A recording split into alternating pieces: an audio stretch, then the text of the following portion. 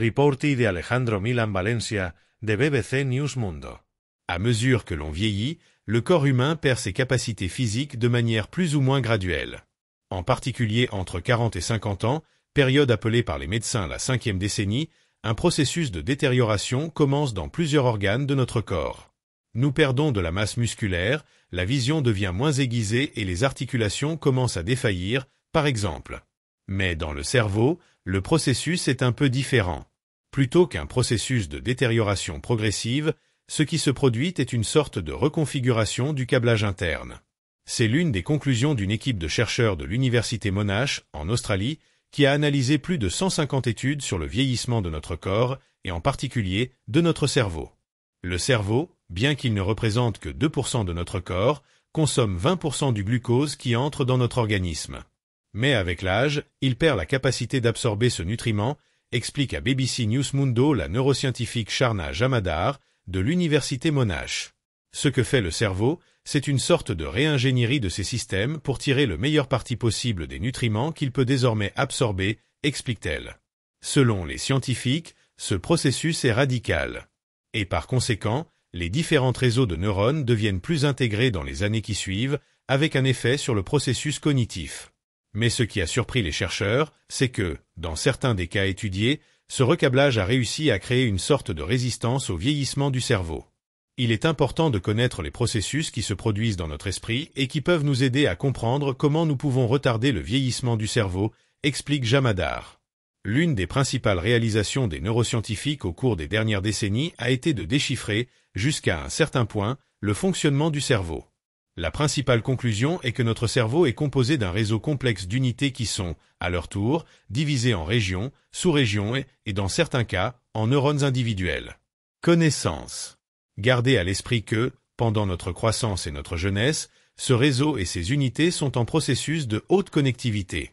Ce qui se reflète, par exemple, dans l'apprentissage de sujets spécifiques, souligne la neuroscientifique. C'est pourquoi, à cet âge, il est plus facile d'apprendre des sports spécialisés et de nouvelles langues, ainsi que de développer nos compétences en général. Mais, selon l'analyse réalisée par l'équipe de l'Université Monash, dirigée par Ram Diary, ce circuit se modifie radicalement lorsque nous atteignons la quarantaine. Le résultat est une pensée moins flexible, une inhibition de réponse réduite et une diminution du raisonnement verbal et numérique, explique Jamadar.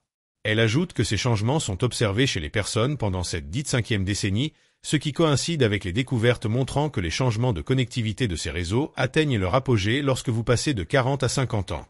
Cela se produit parce que le circuit se connecte davantage au réseau qui dirige les sujets généraux et non spécifiques, comme c'était le cas les années précédentes. C'est comme si, avant 40 ans, les circuits passaient par les unités du cerveau connectées à des réseaux très sophistiqués, indique la neuroscientifique.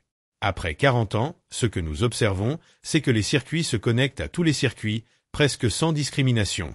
Mais la scientifique souligne que l'étude a également démontré que ces changements radicaux nous aident à résister au passage du temps dans le cerveau. Selon certains des cas étudiés dans différentes recherches. L'importance de cette découverte est qu'elle nous offre des outils pour commencer à étudier comment cette résistance se développe, ce qui est crucial pour trouver une solution au vieillissement du cerveau, selon Sharma Jamadar.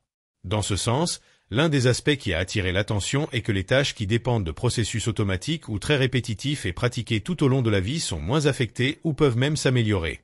Les sujets comme la langue ou d'autres que nous apprenons de manière générale, utiles dans notre vie quotidienne, peuvent même s'améliorer avec le temps, affirme la chercheuse.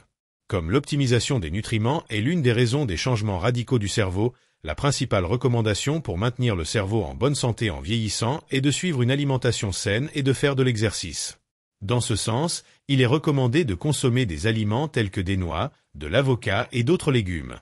Le cerveau consommera du glucose en plus petite quantité et de manière moins efficace, explique Jamadar, de sorte que les aliments que nous consommons auront des effets immédiats sur la santé de notre cerveau.